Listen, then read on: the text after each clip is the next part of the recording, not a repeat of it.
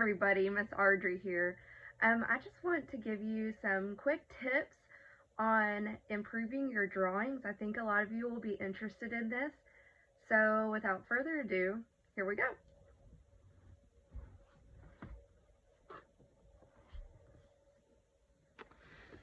Alright, so during this time at home, I've been doing some drawing with my daughter Rosalind, and so I thought that you guys might be interested in this as well.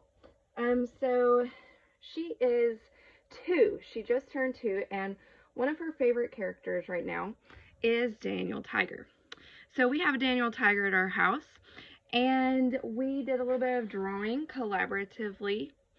So how we did this was, well, I did the drawing, but she colored along with me, and that's something that we have been doing together.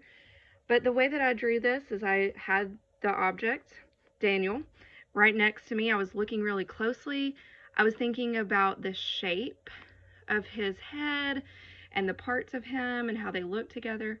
I was also thinking about the colors that are on him and trying to use my materials to best match him. Now, you can do this with any paper that you have. It doesn't have to be plain white.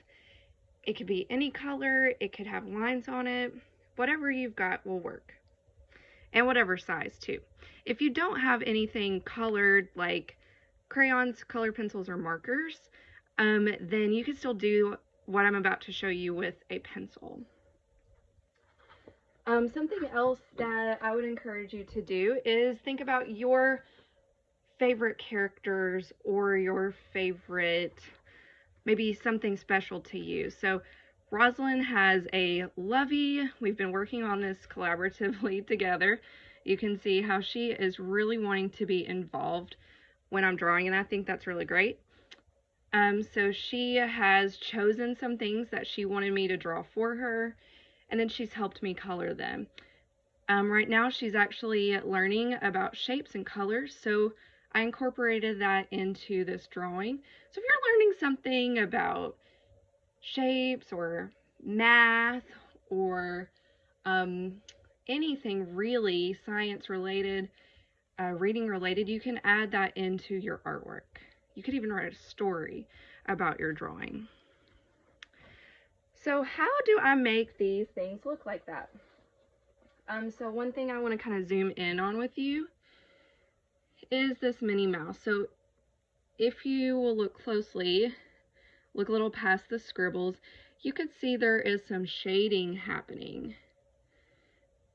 So I'm going to show you some tips on shading today.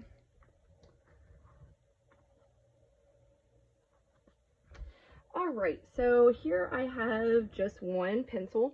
I'm going to use a dark color so you can see what I'm doing.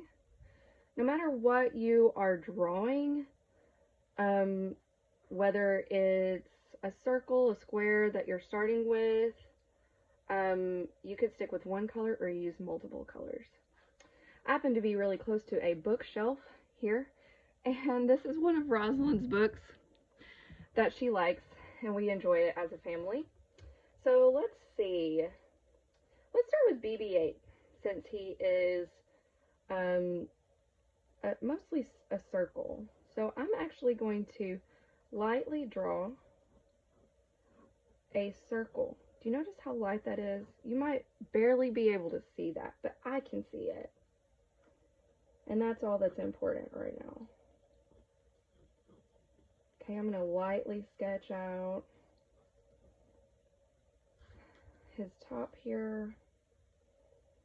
Okay, and that's really, really light. So now I'm going to darken the border.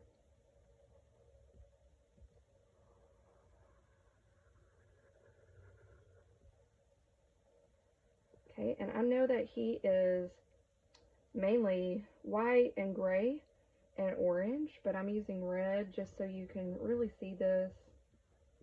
And you know, if you don't have the colors that exactly match what you're drawing, that's okay. Okay, notice I didn't draw this line dark. I left it alone really, really light. I'm going to go back around, and I'm looking in this picture.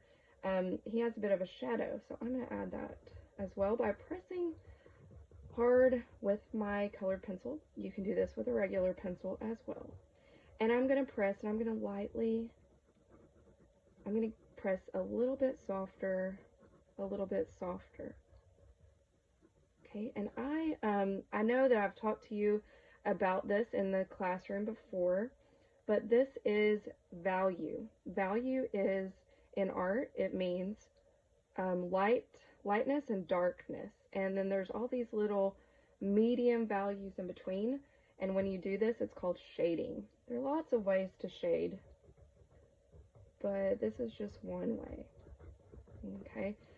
And so the more that you do this, and think about where are some shadows.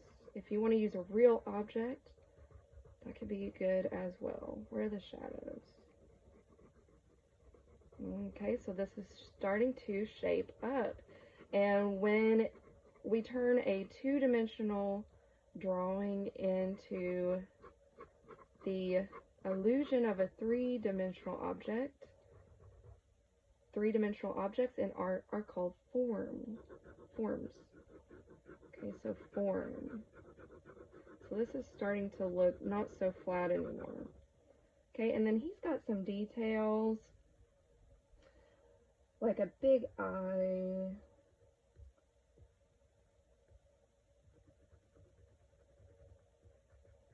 And it is all very dark. It's a very dark value. Now, why did I leave this little white spot right there? Well, that is actually a highlight. Things that have a smooth texture, they're really shiny. In the light, they give off a highlight. So he also would have maybe a highlight on this side as well. Put one right here.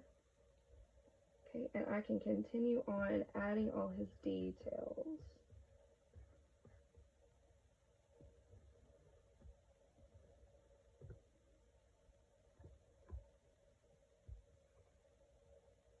Just looking closely.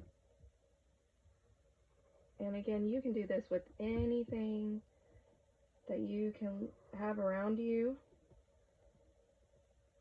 Something that's fun and interesting to you or your family. And maybe you could do this together with a sibling or a parent so everybody can get involved. Now maybe your drawing might not turn out exactly like what you're looking at, and that's okay too. I think that makes it unique.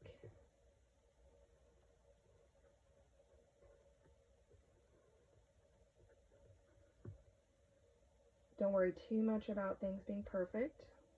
Every drawing is an opportunity for practice. So remember, Miss Ardrey always says, try your best, mistakes are okay. I'm definitely seeing that my drawing looks different, and past a certain point, you can just take that away and make some of it up yourself.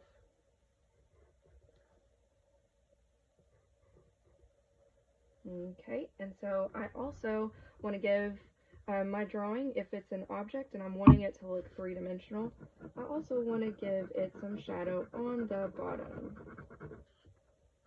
Okay, so let's say that we look at our object and this is where the shadow is. On the opposite side, that's probably where our light source is coming. Okay, so the light source, it could be the sun, it could be a lamp, whatever it is. We want the shadow to go away from that light source. Since he's round, I'm going to give him a rounded, curved shadow. Just a little hint of a shadow, and that's going to be a dark value right there. Okay, I'm going to go back over this a little bit more, creating a nice gradual value change across the shape of him. Okay, and I could keep on doing this for a while now. Alright, and there you have it. Let me know in the comments below if you like this video. And if you have any questions for me, happy drawing.